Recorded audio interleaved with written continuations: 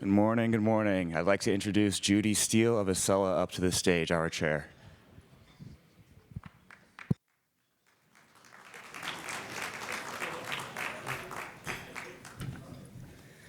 Good morning, and thank you. Just want to say welcome to all of you again to the second day of the Denver Marijuana Management Symposium. Acela's proud and excited and honored to be able to sponsor this great event, providing a space for regulators to come together, share their insights, knowledge, and lessons learned with each other. So I hope you all have an amazing day today. And I'd like to introduce the first moderator, Ashley Kilroy. Ashley is the Executive Director of Excise and Licenses for the City and County of Denver. Thank you. Hi, everybody. Thanks for being here so bright and early after our busy and long day yesterday. We have a panel today that's called Bridging the Gap, or Building the Bridge Between Stakeholders. And so, I think we've heard a lot about this already in these last couple of days. We started with our international panel, then our national panel, and then our local jurisdictions panel, and then kind of breaking down into smaller panels more related to specific topics. And I think, at least what I heard on almost every single one of those panels, was the importance of engaging stakeholders, whether it's the marijuana industry, whether it's community, whether it's law enforcement, whether it's our public health officials. So that's what this panel is all about, and I will call them up to the stage now. As they're coming up, I'll let them introduce themselves. But we have one individual with us, Louis Koski, who I would say in Colorado is the grandfather of stakeholder engagement. How about the father of stakeholder engagement? The brother of stakeholder engagement.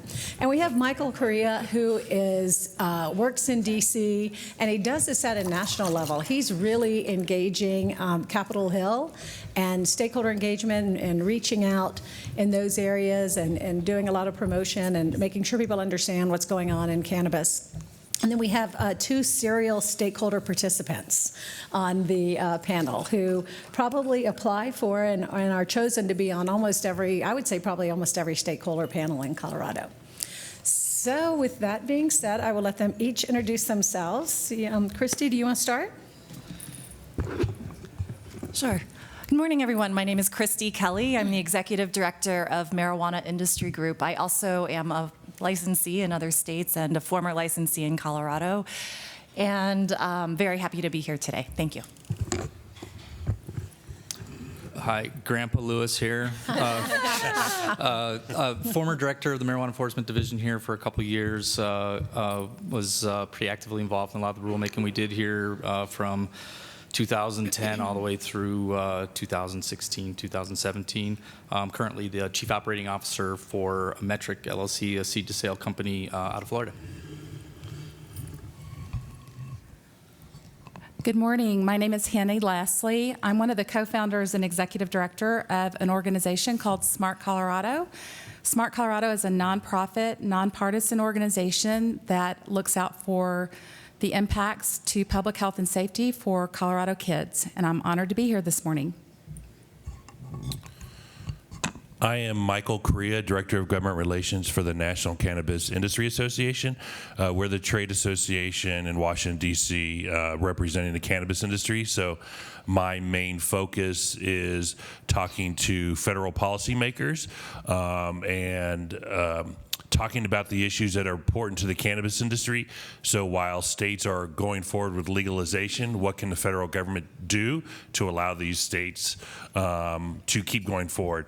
And this is obviously not a cannabis industry event because you're starting before 10 a.m. because we would never start anything so early. So just glad to be part of this conference. Okay, great. Well, let's get started with the first real question. What is stakeholder engagement? And I'd love to hear from Louis first, sort of, because I know you've studied this in school and you're an expert on this from an academic perspective as well as from lived experience. Thanks, Ashley. I think I'm going to start with just like a really basic kind of definition of stakeholder engagement, and I know that we're going to really expand on this, so I don't know that I'll do it a lot of justice, but at least in my experience, stakeholder engagement's been all about government agencies of some form interacting with stakeholders that are somehow impacted or concerned about a public policy issue in hopes that that engagement's going to help inform the final policy that's decided upon. My experience is almost exclusively on the state regulatory side and almost exclusively in the cannabis business. And so as a former regulator, I know that we face a lot of scrutiny over the work that we do. So it almost doesn't matter what type of stance that we take on a particular regulatory issue, whether it's making regulations more restrictive. We get accused of trying to shut down the industry or being too costly for the industry. If we get too permissive, then regulators get accused of not caring enough about public health, public safety, and those kinds of things. So we tend to get it coming from all different directions. In other words, Literally this side and this side. I'm not gonna mention any names here, but so we get a lot of scrutiny as regulators coming from a lot of different directions, and so it's really helpful if regulators start early in the process, recognizing that stakeholders are going to have different opinions, and be really proactive in getting out and engaging with them.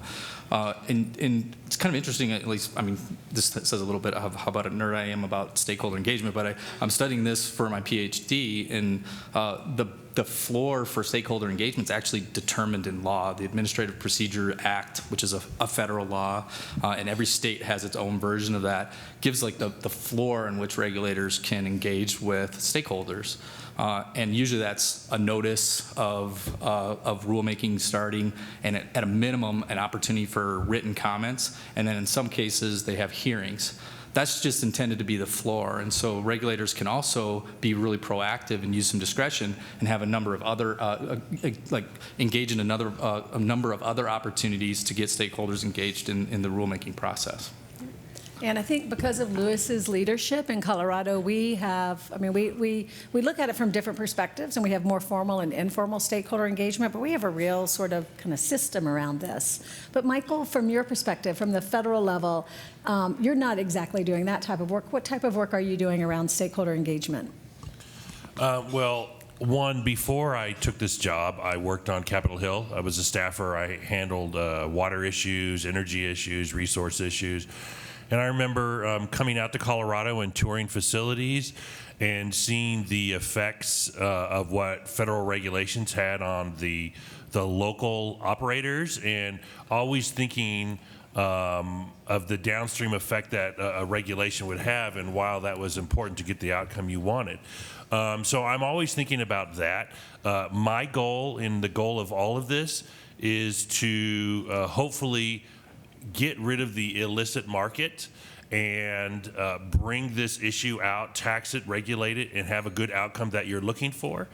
And the only way you're going to be able to achieve that is if you are, I think, you allow businesses to thrive and be able to provide a product. And so one of the main issues we're focusing on is allowing the federal government, or making the federal government not interfere with what's happening at the state level. And so we're just trying to get a good result. We're looking at this at the 30,000-foot level. The federal government, federal policymakers are looking at states like California, Colorado, Oregon, Washington, and seeing, are they doing this right? Are they getting the outcome that they're looking for? And if not, what should we be doing to change that? And so I'm just making sure, and I just am looking at this from a big picture and making sure Colorado's getting it right, so other states want to copy that and are comfortable on that issue. And so I think it's really important to get the outcome that you want and make sure these businesses are thriving, or else the illicit market will stay there. As you've seen in California, they're slower to get into the legal market, Washington State and others. And so my end goal is just making sure the illicit market goes away and we have a good, thriving, taxed and regulated market. Okay, thank you. I think, too, as most of us are regulators in this room, I think we all also understand that when you add this stakeholder engagement piece to your work, it takes extra time and it takes extra effort. So, Christy, why do we need to hear from you? Why do we need to hear from the industry, and why do we need to engage stakeholders? Well, if we go beyond the administrative requirements, the reality is that this is still a very new industry. And by virtue of its newness, a lot of the subject matter experts in the space are active operators and participants. And so sometimes your best resources are the people who are on the ground having these conversations, running businesses, have had expertise in other states, have had the ability to work potentially with other regulated markets such as Colorado.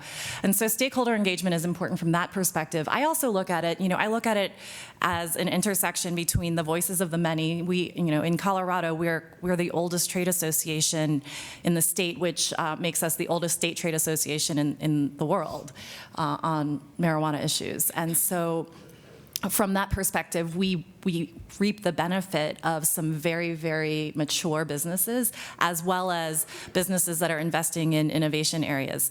The only way that regulators could ever understand or have an appreciation for that is to have these conversations. And we appreciate that too, because from our perspective, as we're contemplating the advancement of marijuana regs, we're also trying to be sensitive to the concerns of our community, of our government, of the departments, of fire, of police, of health. And so all of that really matters to the business community that we represent. Right. And I know from our Denver Fire Department, who we have some members here, that it's hard for us to know what type of regulations we need to keep the industry safe, to keep our community safe, if we don't know what you're doing to begin with. So we really do need that partnership. So with Henny, the question is a little different, right? Because Henny represents a community, and we've had on some of our panels, usually always somebody from Henny's group, but also maybe someone from the faith-based community or somebody from public schools. We always try to reach out and have community people. So really, Henny, what does the community bring for us? It's not the technical expertise that the industry brings for us, but why do we need to hear your voice at the table? Right. Well, a little bit of background I think is important about SMART. We actually formed after the passage of Amendment 64 in 2013, when the public health and safety voice for kids was ranked last at the bottom of the priority list from the governor's task force. And there was just a group of us that got together and said, that's just not okay. And SMART really does try to reach out to all members of the community, because let's face it, about 15% of Coloradans have identified as marijuana users. So that leaves about 85% of the populace that needs to be involved. We had no roadmap on what was really going to work for kids and communities. So that's why we have felt it's very important to bring that voice to not only you, the regulators, but also to the marijuana industry, because when you're regulating an addictive substance, it's important that we be thoughtful about all of the implications that go beyond just those that walk into a dispensary of legal age. And we really do commend the marijuana industry and our regulators for the enforcement, especially on admission into a dispensary. I mean, the rates are incredible. So it's not so much that worry, it's about what happens after, someone leaves and perhaps a child gets hold of a product. So SMART really focuses on the disconnect about what many think of as marijuana, when in essence we have no limits on products or potencies or methods of intake in our state. And so that's where we really believe that the voice needs to be delivered to regulators as well as the marijuana industry. And I think, Henny, you were, when we had our phone call talking earlier, Henny talked about that she was really appreciative of the work that MIG did around youth prevention and around 420. Christy, can you touch on that a bit? Sure. Well, I would characterize it as a collaboration. So as most of you probably know, 420 is an annual event that the cannabis industry uses to recognize and celebrate the freedoms of cannabis, and also prior to, at least in Colorado, legalization, it was a mobilizing event to help bring the community of cannabis supporters together in order to develop political advocacy and activism around cannabis legalization. And so 420 it's a big celebration. It occurs throughout the country and I believe throughout the world on April 20th. And in Denver, it has been it's been a tough challenge because the event is so public, and public consumption, because of legalization, gets confusing on 420. The laws are a little bit confusing to people who think, well, it's legal, so why couldn't we consume it on the national holiday for the event, right? And that's just not the reality. The reality is that 420 occurs on a public park, in a very visible space, and the laws around public consumption are very clear in Colorado, and that is to say that we cannot consume in public. You have to be of age in order to consume. And so what we worked together to try to figure out what that would look like, and developed some messaging around what responsible celebration of 420 looked like, so that we could mitigate some potential concerns that we had about marijuana overconsumption or marijuana driving impairment or access to youth around the 420 festivities. And so Ashley and I were featured in a public service announcement around that issue, and SMART collaborated pretty closely on the messaging of it. Yeah. Can I just add some of the other things? We knew at SMART that the only way, our goal again for 420 is that we do not believe that teenagers need to be at 420. There was no ability, because it wasn't a public space, for kids to be carded, to not be allowed to be in. We actually did a Correa request to Denver Public Schools over the last, I think, 6 years, and noticed that when 420 was on a school day, the rates of absenteeism were actually higher.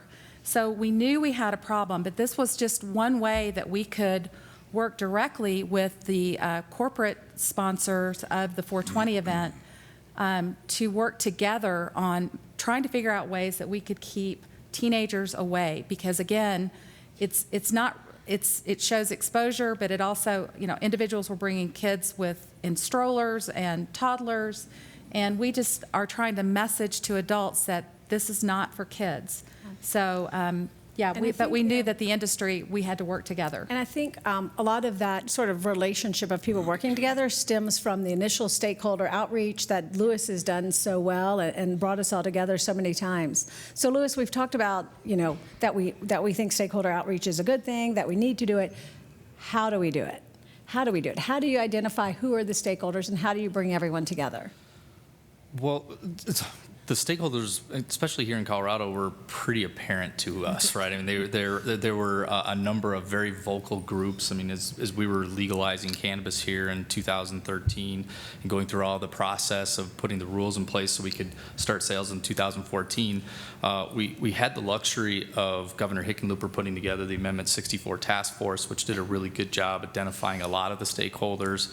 The stakeholders were there kind of front and center, and we started interacting with them almost immediately as participants in the task force.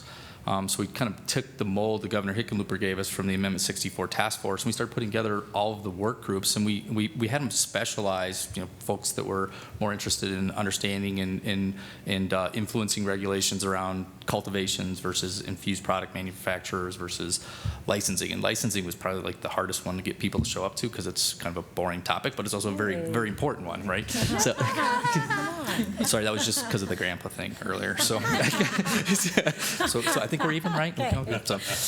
So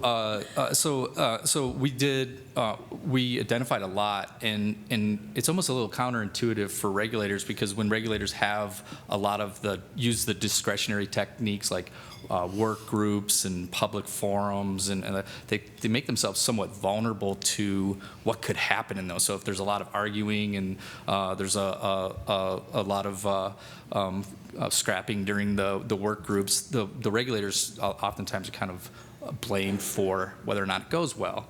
Also, because regulators are kind of the focal point, they tend to take a little bit of heat from all different angles. So it's, again, kind of like really counterintuitive to think about bringing all of those people together. I can tell you that we did, I think it was dozens and dozens of work groups over the first couple of years, and over time we actually, my colleagues and I, we kind of enjoyed bringing all these different stakeholder perspectives together. And I'll just tell you guys something I've never said before, but I used to like move the name cards around before the work group started to make you guys sit next to each other. So we would do that, but we wanted to have as many perspectives come to the table as we possibly could. And there was a strategy behind that.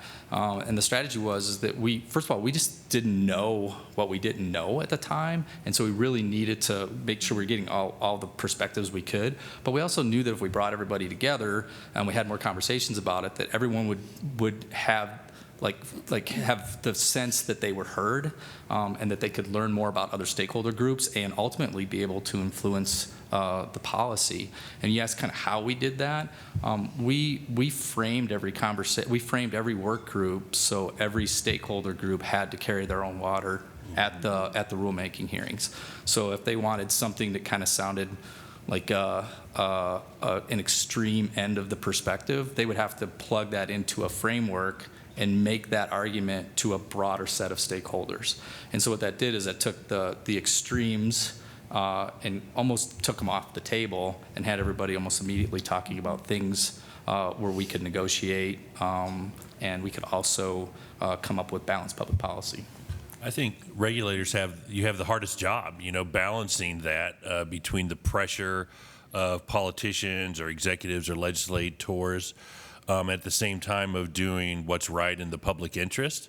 And as a policymaker on the legislative side, whenever I was working on something, I tried to bring as many voices in as possible to hear it. I'm trying to put together a stakeholder event around the banking issue in D.C., because I'm smart enough to know that I don't know everything, but there are a lot of smart people out there who do, and to hear from different perspectives and say, oh, wow, I didn't think of that. Mm-hmm. And then also at the same time, you're all smart people. You know there's popular and then there's doing what's right, and having that balance and doing what's right. But it's really important to hear from all the groups, and then who are the workers, who are the ones who are really right on the issue, who know their stuff and are doing the good work.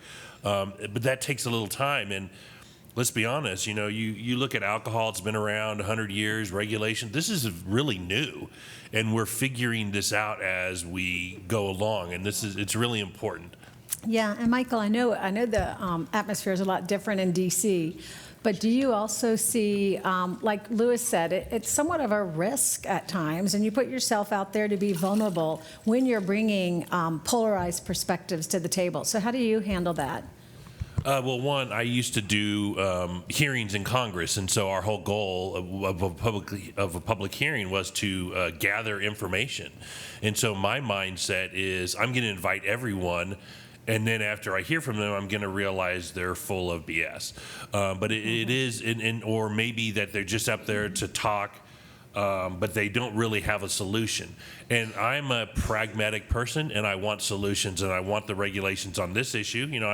I'm a parent. I have a 5-year-old, a 1-year-old. I want this right. I'm a policymaker. I want this right.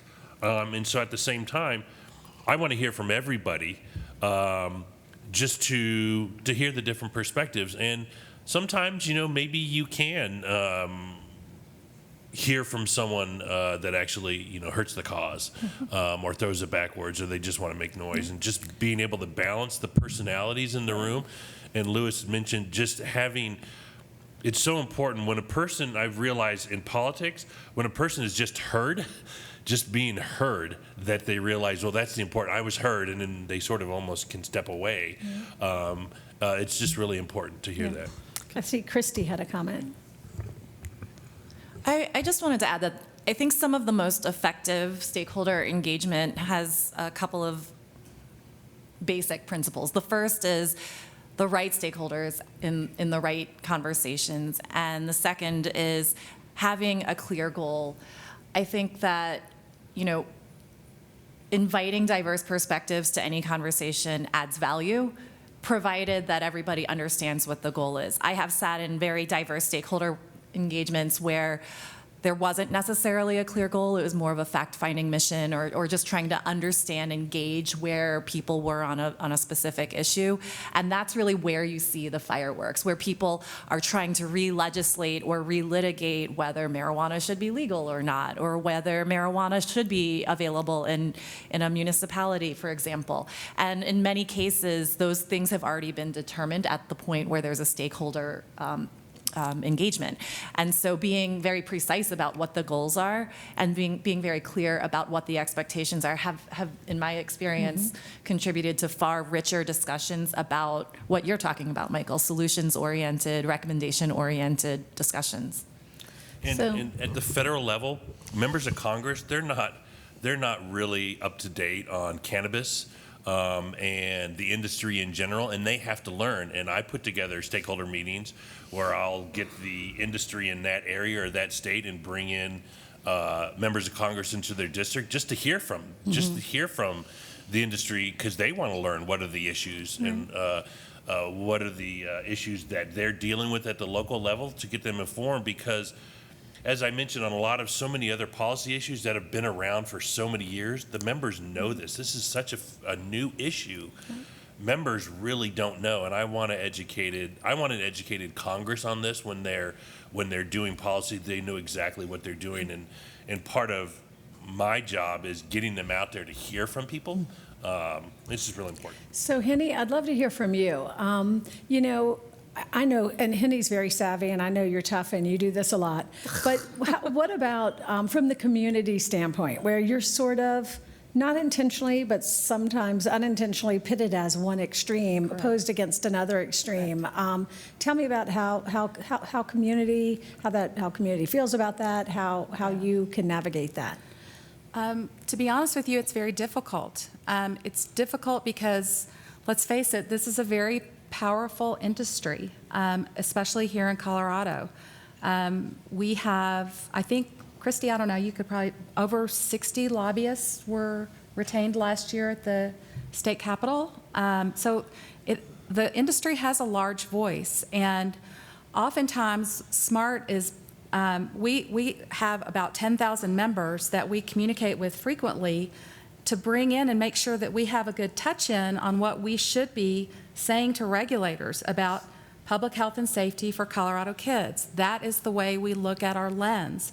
And there are many stakeholder groups that SMART does not participate in because it really does need to be handled by the experts. I don't really need to be in the waste management area about marijuana that's left over or whatever. So we oftentimes are pitted immediately as a prohibitionist, and that is a word that many then will retreat from. And the reality here in Colorado is that marijuana is in our Constitution. It is legal in our state. It has been, but that doesn't mean that there are not thoughtful considerations that need to be had when it comes to directing the policy around that. And especially as more states look at this, I really do charge you to go back to your communities, and if you have a citizen that's interested, try to spend some time with them and see what their concerns are, because I think it will help make things better for your community. Thank you. So, Louis, what would you tell these regulators here? What do you expect from your stakeholders, and what should your stakeholders expect from government in return?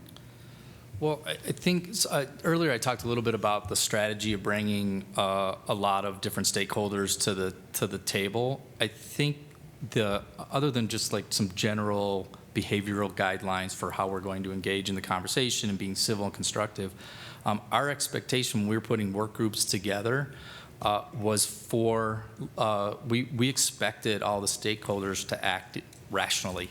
So we expected them to come from their point of view and express their point of view at the work groups. And so we knew if stakeholders were going to act rationally and speak passionately about the industry or speak passionately about public health or future policy, that we would get a real well-rounded conversation that occurred so that we could make some decisions that would fall somewhere in that middle and strike the balance. Anything to add, Chris? Anyone? Can I just say one quick Yes. other thing Yeah. too? Just because it dovetails in with something that Michael said that I really liked. Michael talked about, he mentioned the public interest. In traditional regulatory frameworks, the regulator is oftentimes saddled with the responsibility of taking on the public interest.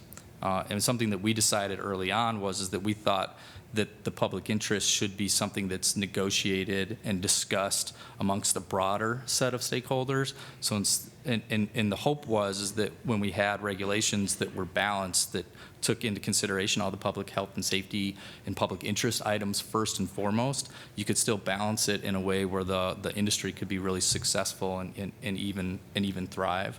And so we really worked hard here, and I was actually, it's really heartening to hear you all talk about how you had an industry association, a public interest group, and a city come together to do a public interest announcement together. That's kind of an outcome of well-rounded stakeholder groups coming together consistently to almost to the point where those groups are institutionalized into that regulatory framework. Well, and Louis, you've described it to me as the regulator sort of being more the facilitator between the industry and public interest. You know, but I would also push back on you about that because, I mean, isn't our job as regulators to protect public health, safety, and welfare? Yeah. So I think your pushback is warranted. My point would be though is the assumption is made that industry doesn't care about public interest and public health, and it just simply hasn't proven to be true in any of the states that we've worked in. And so the opportunity is there to negotiate what the public interest is together, recognizing that when you're talking about negotiating the public interest, you are talking about those things. So you're actually taking it and making it front and center, and it is the cornerstone to the conversation in that everyone's talking about public interest and coming to that conclusion first. And it's like, okay, we want to protect kids, so let's start working on regulations from there. You bring up really great points, and what this is my 6th year doing this, and for most of the years going up to this, in Congress, it was just take us seriously. There was this giggle factor about cannabis, and no one ever wanted to address the real issue. And so a lot of my job, I look at it as 2 jobs. There's pre-legalization, the advocacy in my job, and then the post-legalization of what the industry should look like at the federal level. And we have just released a policy paper on what we think federal regulation, we just released it, I think, yesterday, what federal regulation should look like. We've done a paper on diversity. So you've seen NCI change over time about, hey, what the industry should look like as we're creating this industry, because you're making the plane as you're flying it. And so we are doing this as we're going along during legalization, and we are learning. This hasn't been done before, and so we're learning as we go along. And what's great is we're creating this industry out of scratch, so we have an opportunity to create this great industry, or at the same time we can hold our heads in the sand, and then 5 years, 10 years from now we wake up and are like, what happened? And so it's really important we hear from different voices about what the industry should look like. So you have the most important job out there. You're the ones creating the rules and regulations. I'm a big supporter of systems. You create a good system, you get a good result. You create a bad system, you get a bad result. And it's up to you to create this good system so you have the result you want that includes public health and children and diversity and all the issues that from a business perspective of making money, no one really thinks about. All they want to put their head down and make some money, and we just want to make some money. We care about what the industry looks like. We're doing that now, and I can't determine what's going to happen in 10 years and 20 years when it's just, industries out there out making money and we're no different than any other industry. But right now we have an opportunity to mold that as we go along. Christy? The other dimension of it is that the data around a lot of these issues that we're discussing is evolving. And so when Colorado was putting its medical marijuana regulations together at the very beginning of regulated marijuana worldwide, there was a lot of consternation and concern about whether the sky would fall, whether whether addiction rates were going to go up, whether youth consumption was going to go up, whether driving impairment was going to be an issue. And so as an industry, and as a business community, we recognize the importance of engaging early on these various topics and trying to understand what our baseline looked like so that we could be a part of the conversation and potentially a part of any solutions that were being advanced as a part of the evolving data set. And politician after politician, regulator after regulator, as we've looked at the data has not shown that there was any real concern, that the sky hasn't fallen. Our former governor has said that. A number of other regulators have said that. Local law enforcement in many communities where there are heavy concentrations of dispensaries have said that. And so really, I do believe that the business community has gone above and beyond what many other businesses in many other industries would ever consider doing in order to engage at a community level. And we always have this philosophy, we are a business organization, but our members live and work in the communities in which we operate. And that's really important. And so as we're looking at that, some of these evolving regulations and some of these evolving conversations are just simply born of the fact that we recognize that some of the things we did early on need to be evolved because we were not totally right when we first put those stakes in the ground. And like any good policy, we just have to continue to move the needle and make it better and stronger. So, Henny, you had referenced the number of interests that are in the cannabis space. I don't know how many interests there are, but I know that there are entire communities of patient activists and parents who want to make sure that they are able to get product for their children. I know that there are people in the medical community and the scientific community and the business community and the activism community, people who are working on the issues of equity and people who are working on the issues of social consumption. And so when you put all of that together, there are a lot of different interests in the space in addition to what we're talking about here, sort of the brass tacks of how to evolve. And so I would expect that as cannabis regulation becomes more and more of a necessity in more and more states, we're going to continue to see that because we went from zero to where we are today. So that seems very reasonable. So to have Henny carry her stakeholder water, as Lewis said, do you buy it, Henny? Do you buy it when you hear Michael say, we care about public health, safety, and welfare? Do you buy it when you hear a policymaker or a regulator or the industry say, we care about public health, safety, and welfare? So, this is kind of weird because I'm one of, but I do. I think that everybody has.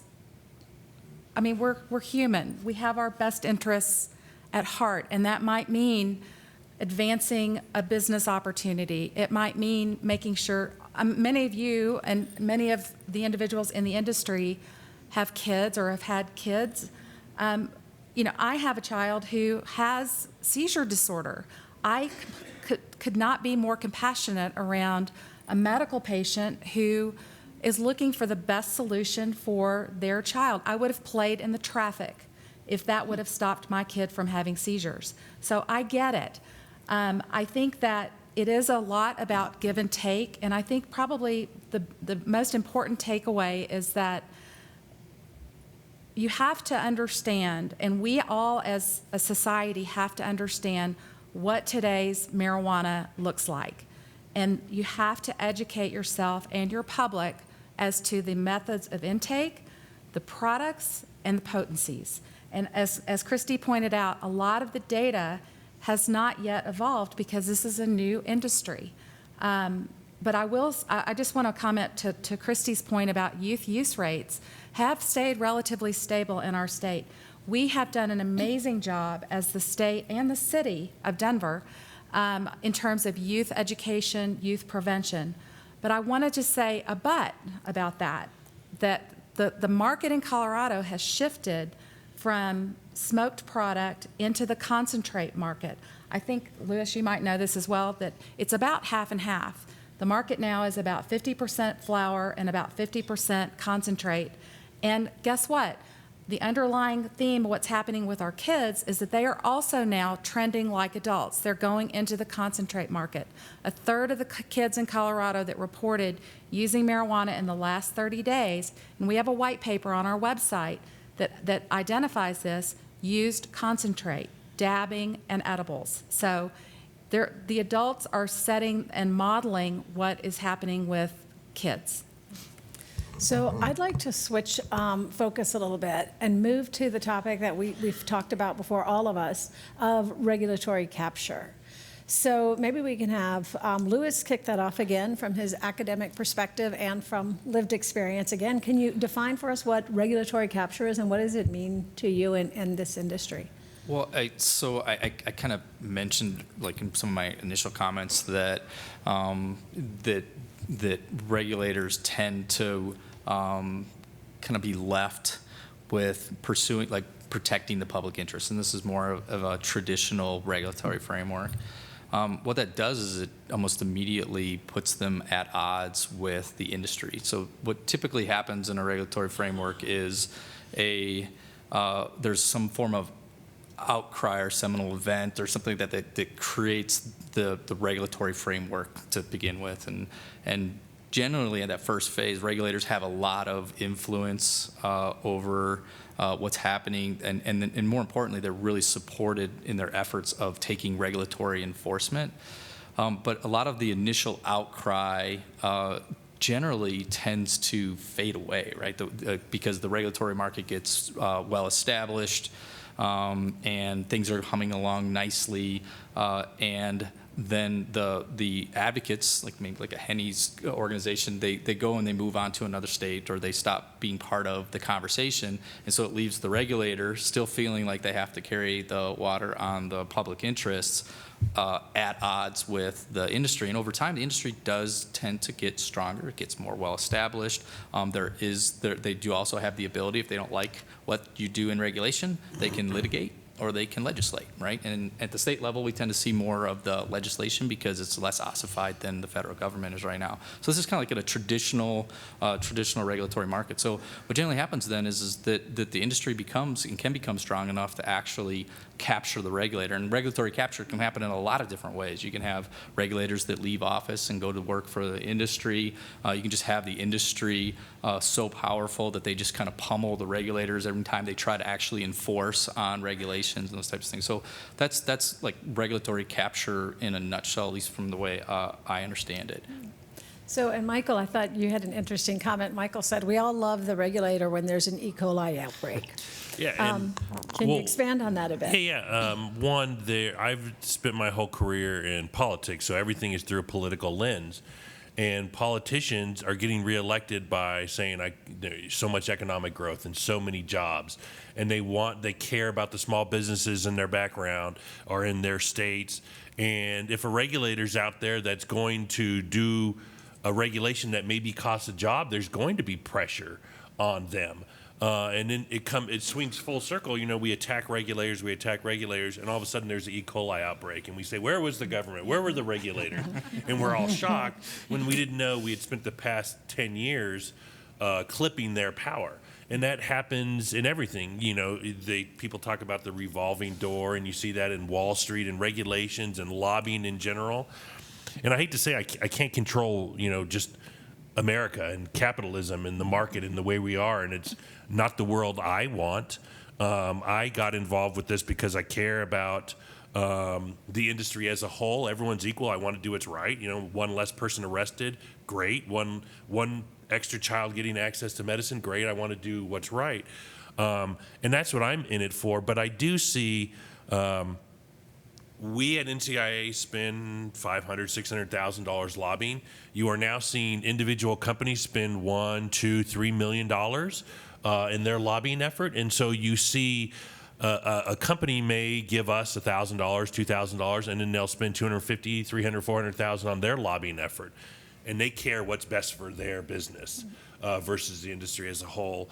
And I saw an example of this in a piece of legislation that I won't mention that benefited one company in Florida. And once that came out, I was like, that's not what I'm in here for, is to make one company rich at the expense of everyone else. But those things naturally happen because they have a right. I mean, you have the political process.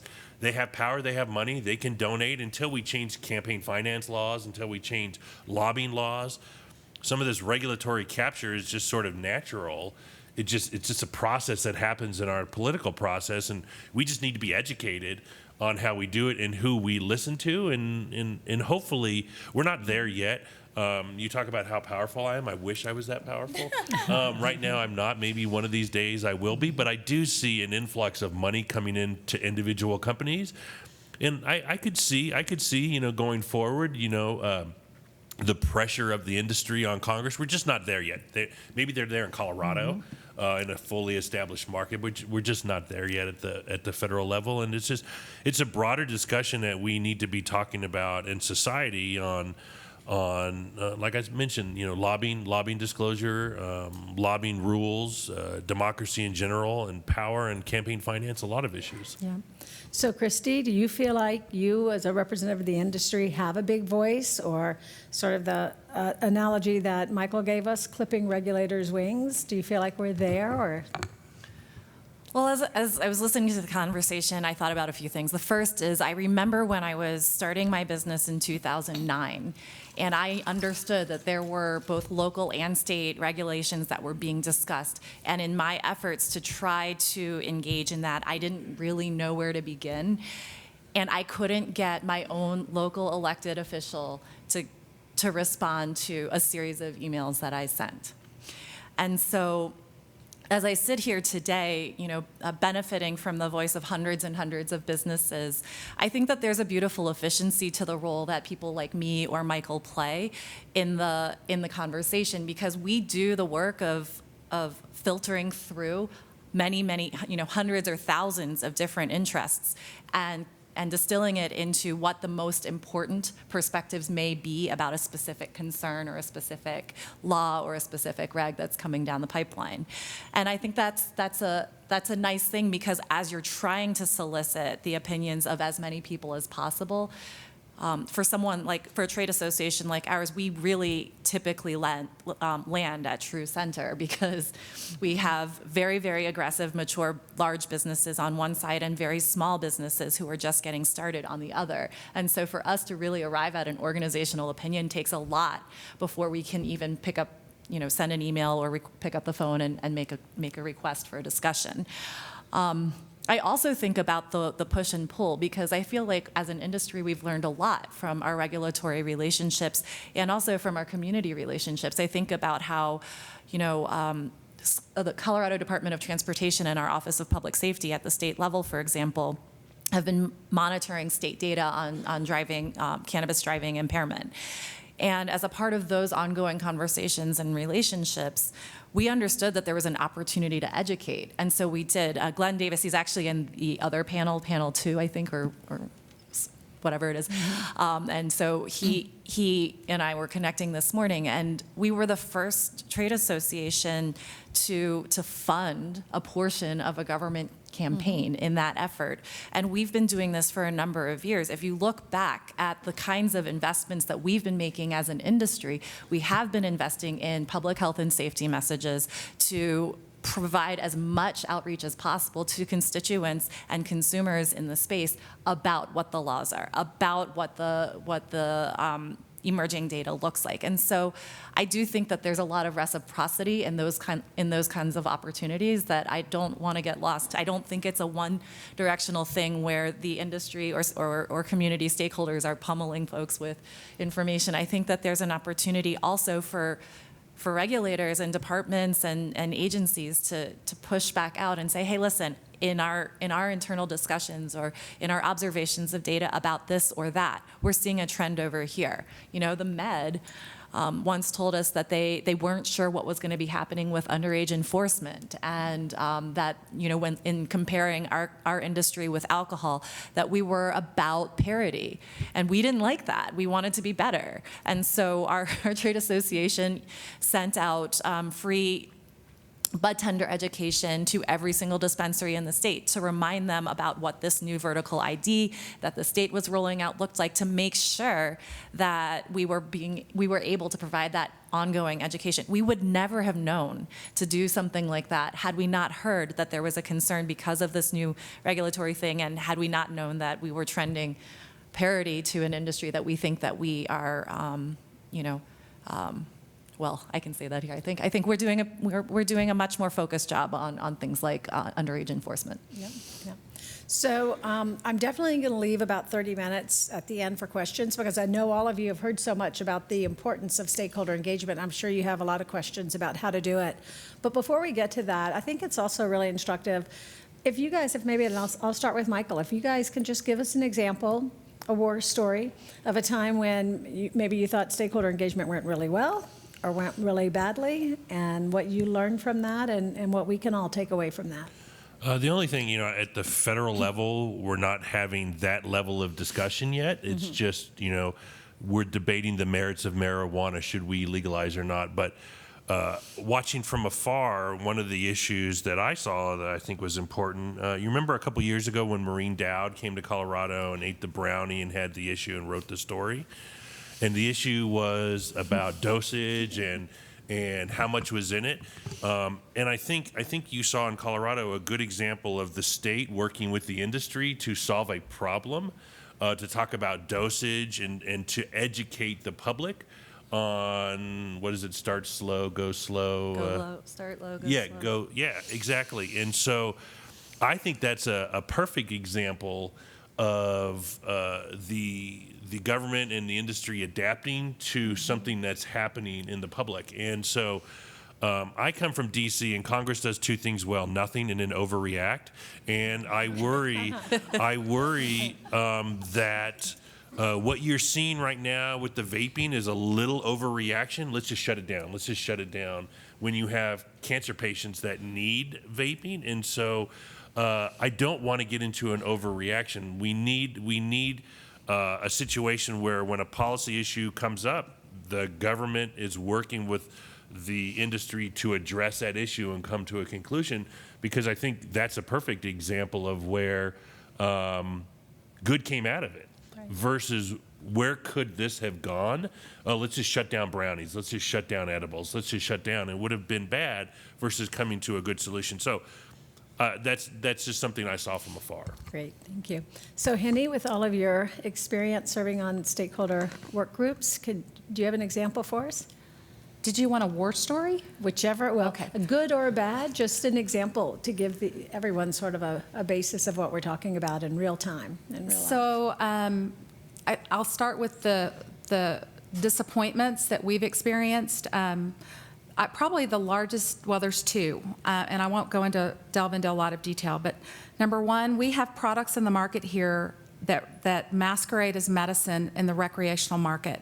We have asthma relief inhalers, we have eye drops, we have rectal and vaginal suppositories that have really the purpose of deceptive use in the recreational market. We tried in vain to get those products off, and we went through an exhaustive process with the state regulators. We had huge outcry from the public, and we were not successful. That was a war story. We also continue to try to work on a statewide inventory that actually shows what products are on the market, what they look like, what they're made of, and how an individual takes them into their body.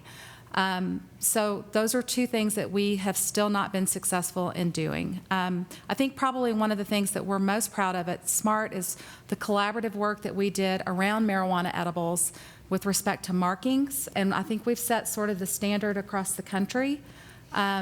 We worked very closely with making sure that marking of edibles and products that were able to be marked were marked, so that if someone went to a party or a parent found something, that we had a teaching tool to show what a marijuana edible, a marijuana food actually looked like. And it's become sort of the standard, and it allows parents to identify and open up conversation around education about what marijuana in food actually looks like. So we're happy about that. Lewis, a war story, and probably less really about the specific subject matter and more about the, that's okay, but more about the process. Or if you want to talk about subject matter, that's fine too. Well, I'll kind of dive into a little bit of what Henny was talking about with the edibles.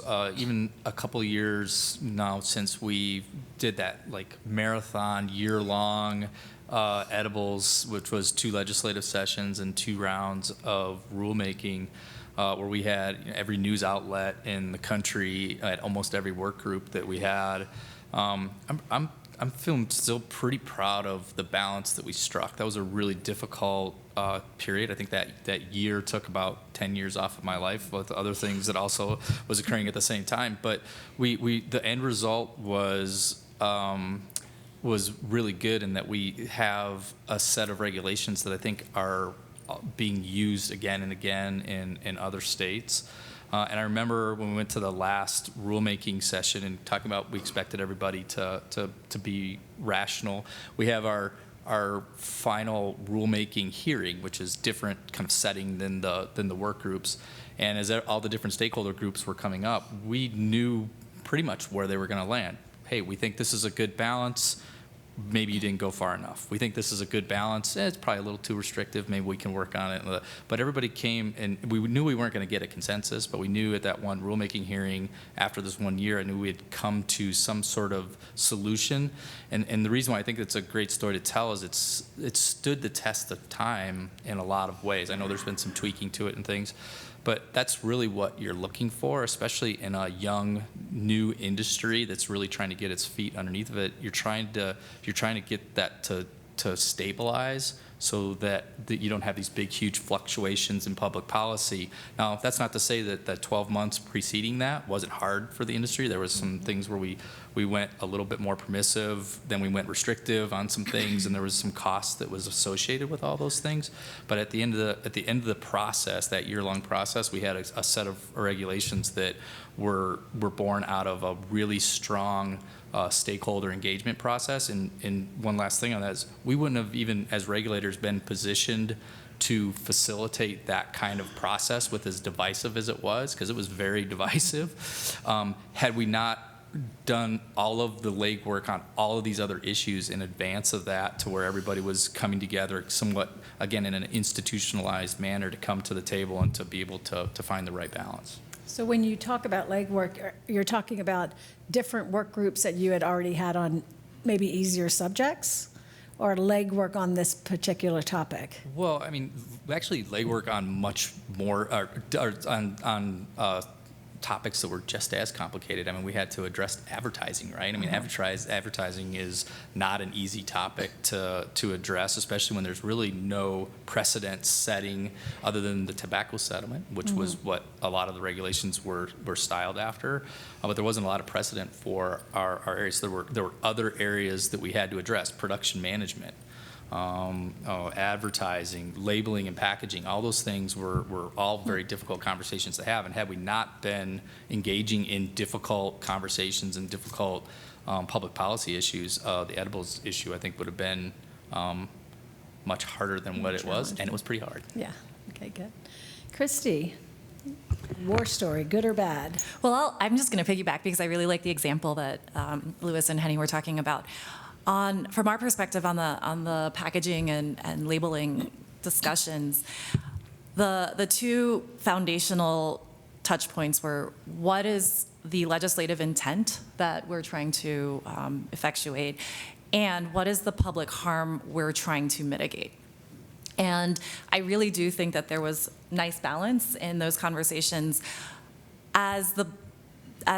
In our current role, in my current role, I can tell you that there are some now subsequent conversations that are happening around those issues that are probably worthwhile for us to just bring up today. The first is that the packaging regulations that we established as a state are being heavily criticized for their lack of environmental sensitivity. In fact, the conference that comes right after this is the Cannabis Sustainability Conference, and it is absolutely and has been a subject of their discussions since the regulations went into place, because of the lack of ability for us as an industry to recycle, to reuse, to repurpose, and because the amount of packaging that's required is incredibly expensive and burdensome from an environmental perspective. So that's one impact that we hadn't necessarily delved into very deeply, but it's one that it's an outcome of those regulations that is being evaluated today. The second component of it is that as Louis indicated, it was a multi-year process, and then after that multi-year process, there were a few tweaks that were made to those regulations. The business impact of making ongoing regulatory tweaks to a packaging or labeling discussion are fairly significant, because the groups most affected by that are edibles and concentrate manufacturers, and they have, in many cases, some of the lower margins in the space. And so one business efficiency that these manufacturers find is printing hundreds and thousands of labels in advance to last them a year or two so that they can get the printing savings. And that was actually exemplified when the China tariffs went into place, because some of our, a lot of the high volume producers were sourcing their packaging from other countries. And so just being mindful of how those kinds of impacts may look, it becomes virtually impossible when you make a tweak to a reg to have an implementation date of a couple months away, knowing that the existing inventory of some of these products from a packaging perspective are 1 or 2 years out. And so I think overall they were very effective, and I think that our low incidence of any sort of youth engagement in a regulated product is evidence of that. And I think that we can all kind of pat ourselves on the back for going through the brain damage during that period of time.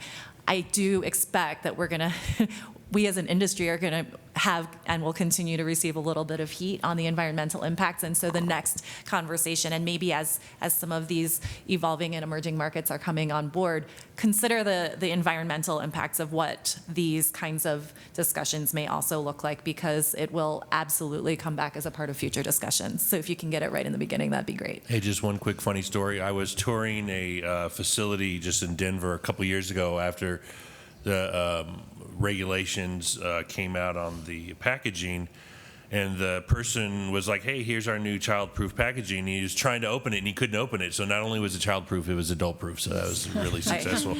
I was at a private party, and a similar thing happened, and I was with 3 industry owners and 1 industry lobbyist, and we couldn't get it open.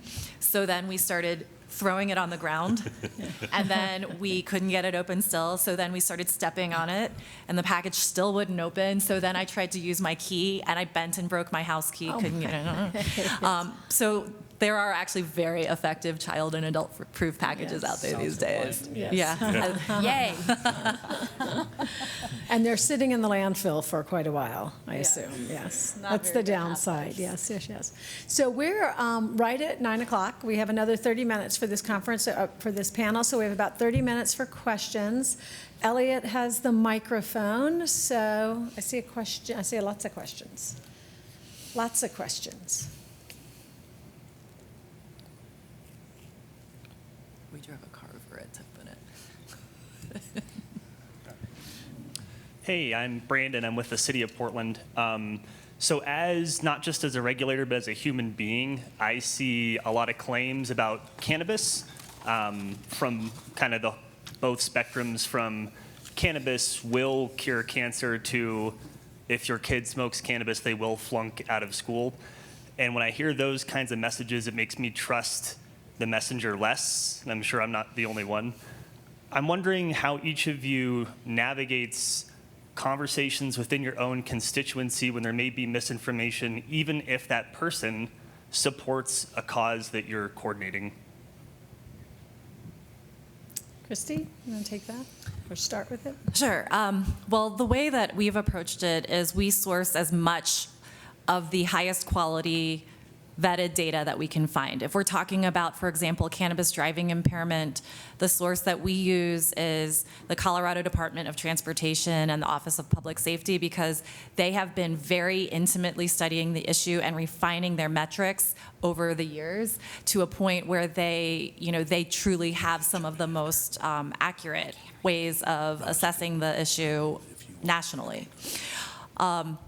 For medical claims, such as the cancer example that you referenced, we try to find double-blind, peer-reviewed journal studies, because we know that there's a lot of variation. Our organization doesn't take a position and doesn't speak about things in the general. We tend to be as specific as possible, and we only reference the most credible data that we can when we have those conversations. And it's because of that. It's because we know that there's an existing perception about the industry wanting to advance a political message. And to be able to have a legitimate conversation with someone who doesn't necessarily agree with what you're thinking, you have to be able to source accurate data. And so that's been our approach. 2 points. Data is important, and it's just coming out, and so it's going to take a while before we can start making claims. And 2, it's a perfect example of why we need Congress to do something and why we need regulations, because in this gray area, people can make claims. You know, I go back to the old snake oil dealers and people just making wild claims. And although there are tons of examples of people benefiting from a certain strain on a cancer or what have you, we just can't make these wild claims because it does hurt the cause. And at the same time, any opponent out there, if their response is, well, let's just make this illegal and hold your head in the sand, well, then it's discounted too. And so I want people to have an adult conversation on this. It's a policy issue. It's a drug. It needs to be treated with respect. But it's just a perfect example of why we need regulations, why we need regulators. What are the rules? What can we say and what can we can't say? And that's something that's only going to take some time. And I worry that at the federal level, at the 30,000-foot level, people are going to see claims and say, well, that's not true. We don't want it. They're lying, and then discount the whole movement versus allowing legalization to happen and then regulate it and then study it and then get the data and then make an informed decision. Because we all know that cigarette use went down over the past 50 years, not because it was illegal, but because we educated people. And it's just one of these things where we first need the data, and then we need a policy response to the data. So a couple things. One, just research would suggest that participation and the ability to voice, no matter how extreme your opinion is, matters to people, right? So we talked earlier about being heard. That's probably like the most important aspect of participation in rulemaking like this. One of the strategies that we used when we thought we might be working with someone who had a pretty difficult sell of a concept for a regulatory idea was we used informal meetings. The number 2 thing the research says is that most stakeholders feel like they get a lot more out of informal meetings with stakeholders than they do with work groups and traditional rulemaking processes. The word of caution there, though, is that if you're going to engage in informal meetings with stakeholders, that you should do it in the same fashion that you hold your work groups and that you talk to a lot of people about that same issue, so it doesn't perpetuate the concern of regulatory decisions and agendas being determined in less than transparent ways. So you can, if you have a really robust public engagement process, then it gives you some more autonomy to have some of those informal meetings and to really vet those things. And then the third piece that you can do during those informal meetings is really explore a little bit more deeply.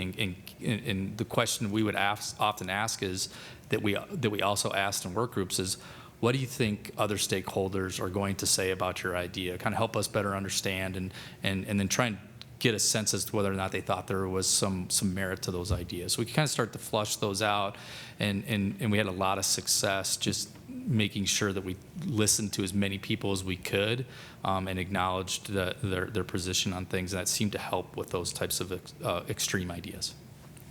Yeah, Henny? I'd like to echo Christy because at Smart Colorado, we found that we absolutely must source everything we cite because we actually get it from both sides. We'll get it from industry that will discount us, but we'll also get it from the public that says you didn't go far enough. So we are very, very careful. We rely very heavily on the state data around youth use because, again, that's the focus of our mission at SMART is the impact on kids. But also when the regulations were put in place, a health advisory committee was formed at our state health department that studied the research that was available on marijuana and marijuana impacts. We, again, don't really venture into the adult space. We focus on the life cycle of a child. And also where we tend to stay out of is what happens between a doctor and a patient. We don't really engage in that space either because like any other doctor-patient relationship, that's between a doctor and a patient. So even when it involves a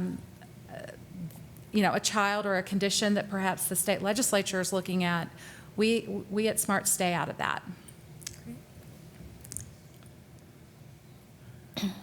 Maureen McNamara, Cannabis Trainers, and as a last 5 years participant of work groups and contributing, especially when it comes to employee training, I imagine that it is both helpful and troublemaking when so many different opinions are at the table. So Louis, this is mostly, I think, a question for you.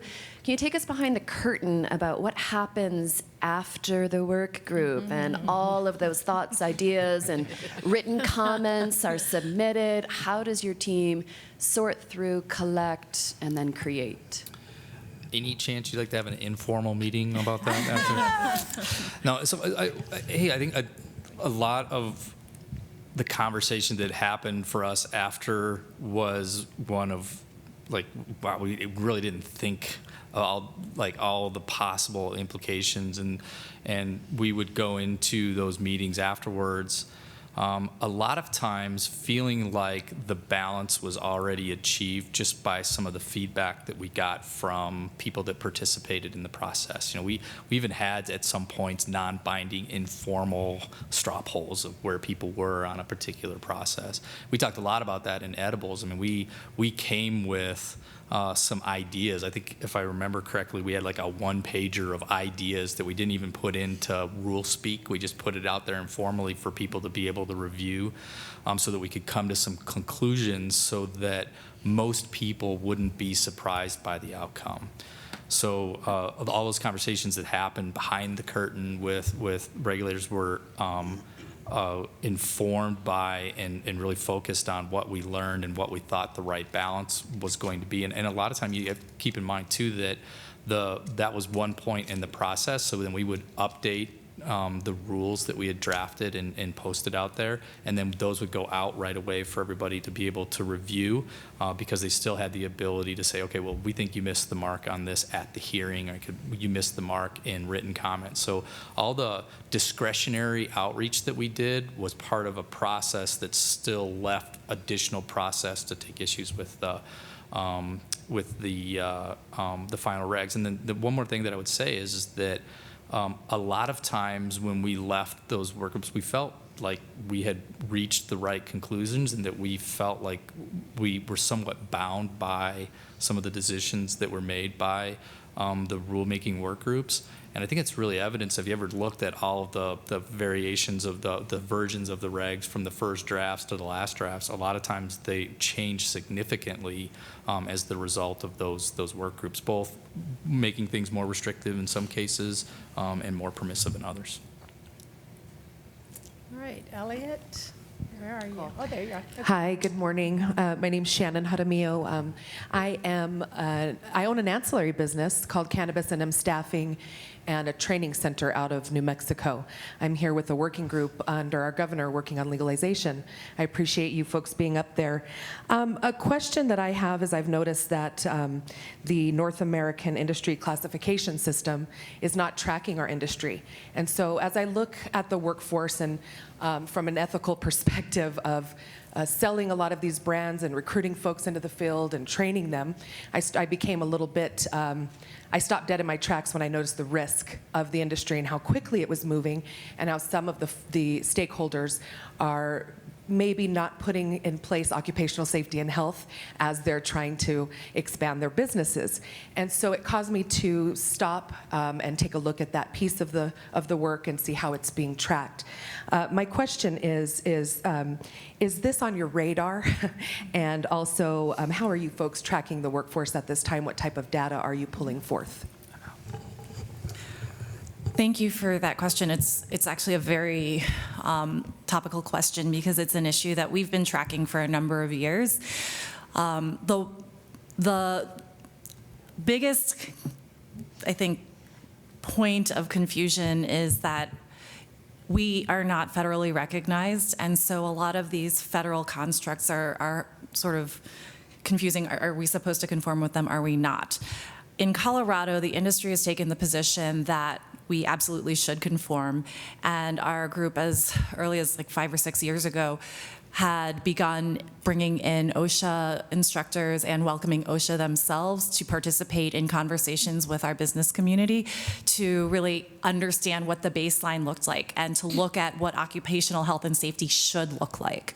As early as 3 years ago, we participated with Colorado's Department of Health and Environment and NIOSH and OSHA and a number of consultants to the space to help inform an occupational health and safety cannabis worker guide that currently exists as a publication today.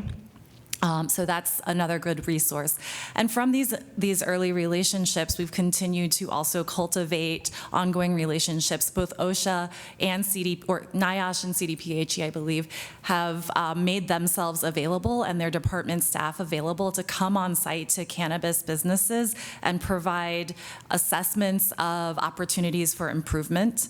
The feedback we've gotten, our membership has wholly taken advantage of that, and the feedback we've gotten is that the incidence and caliber and quality of the workplace is fairly safe. That also conforms with our Department of Labor data on the subject and with workers' comp claims that are coming out of the cannabis industry. And we are fortunate because our industry only has one underwriter, that's Pinnacle, and so Pinnacle can accurately track the entire industry in Colorado as the insurer of high-risk industries. So from our conversations with Pinnacle, OSHA, Department of Labor, et cetera, what we have been told comparative to other industries is that there's just a very low incidence of concern. There are some like repetitive motion concerns, and we are monitoring air quality, and CDPHE, our health department at the state level, is conducting a study of facilities to see what that looks like. But from what we have been told based upon their expertise and other similar labor forces, that we are very, we're doing a good job. Next question. Hi, good morning. Thanks for being here. In the back here. Kim Creemeyer, City of Aurora. I'm a local regulator. I have a question. There's a misperception. I talk with a lot of public, and a misperception using the term cannabis versus marijuana.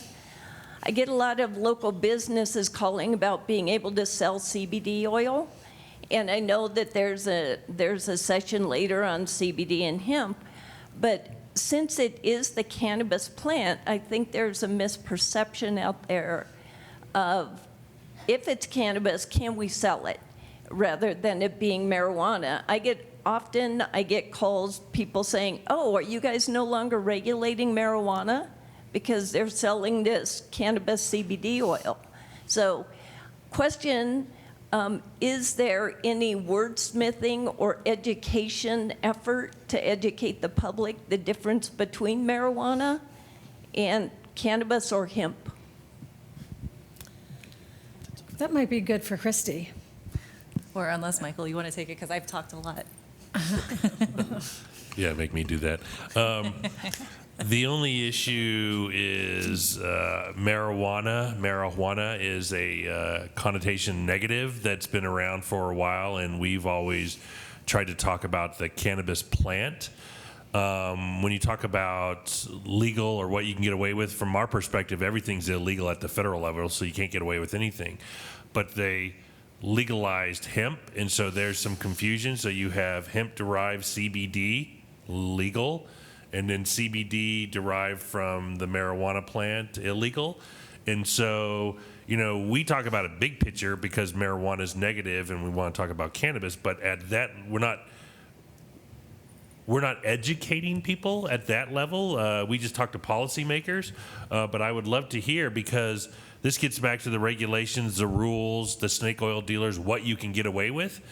And I think there would be a lot of confusion on something like that. What I worry about now is hemp-derived CBD being sold or marketed as, you know, we talk about Charlotte's Web or anything that benefits, and maybe as a consumer, you're thinking you're getting one product when you're maybe not.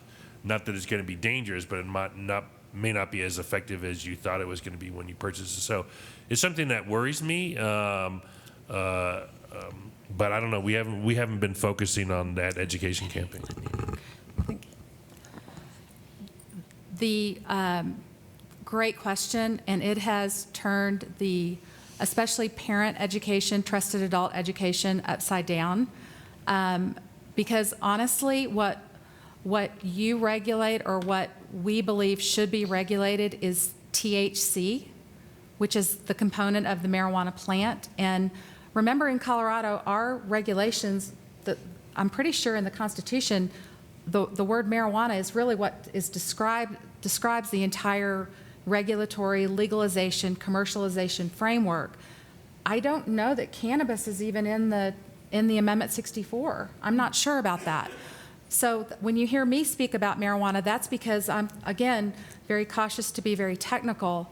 But again, the big thing for parent and trusted adults is that what needs to be regulated is the THC potency, the THC in products, and the THC in the methods of intake. So the education that we really hope to see continue to evolve within the industry is the training of the folks behind the counter, because our firm belief is that if policymakers, bud tenders, dispensary owners don't do a good job of educating the consumer, how can communities really best protect kids?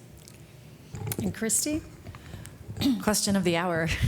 So the cannabis plant includes what we're calling marijuana from a policy perspective, and also hemp.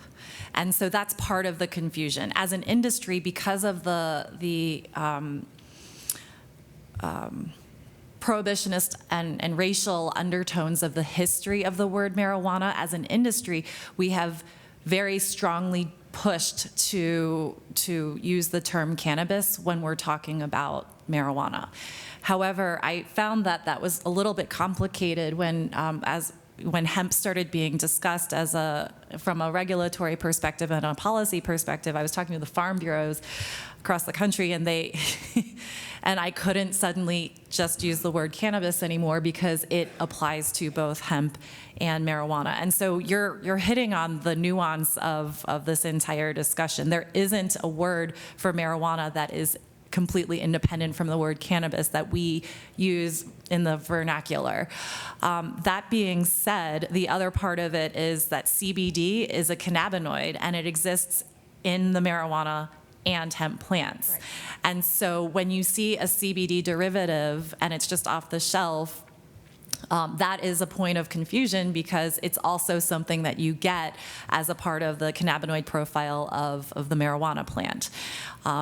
typically what you're seeing on the off-the-shelf versions that are in, these vape stores or tobacco shops or wherever people sell CBD is a hemp-derived derivative of just that extract. But it's getting more complicated because in the hemp space, we're also seeing the emergence of things like smokable hemp products, like a hemp cigarette.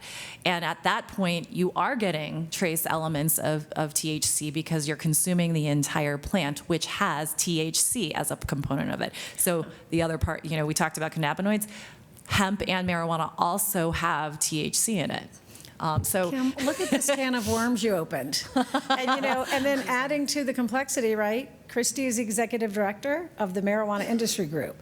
Lewis used to oversee the Marijuana Enforcement Division, and we're all here today at the Denver Marijuana Management Symposium.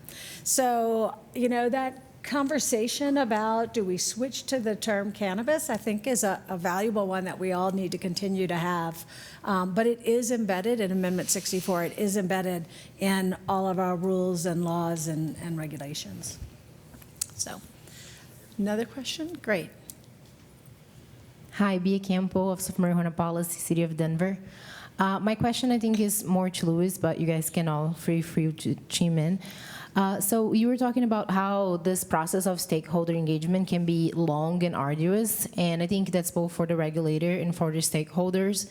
So you were talking about the packaging experience, how we took 2 legislative sessions for 2 rulemakings.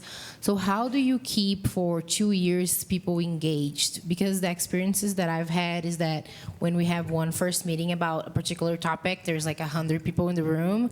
As the months go by, at the end of the work group, there's like 10 or 15 people.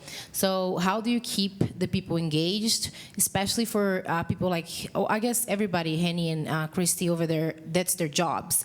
But for those who are, they're not being paid to be at that space. So I mentioned it earlier. The biggest concern that we had for work groups was not the number of people that we had show up. That was generally not a problem, though we had a lot where there's more than 100 people show up.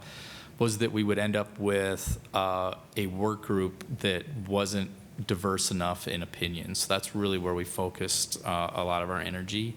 I think the piece and this that we really focused on in terms of keeping people engaged over time was making sure that they were heard, like we mentioned before, and that they had, they could point back to areas where they're actually able to influence the regs.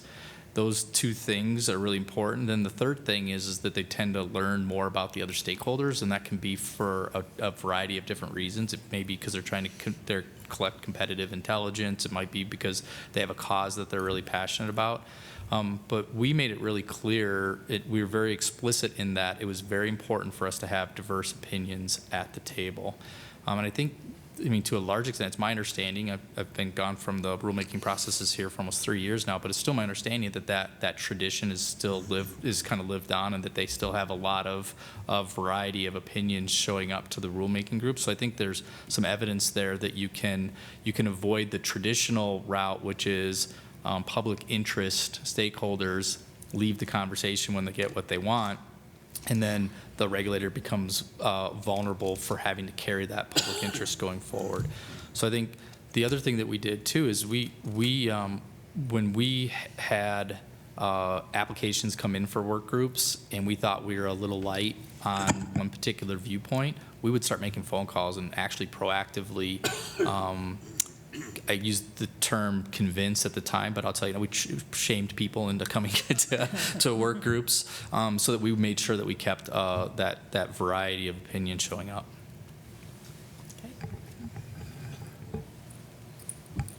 So we have about 5 more minutes till we have a 30-minute networking break. Thanks. Jamie from California, and I actually work for a county agency. I actually have 2 questions, and I think they can be answered really quickly.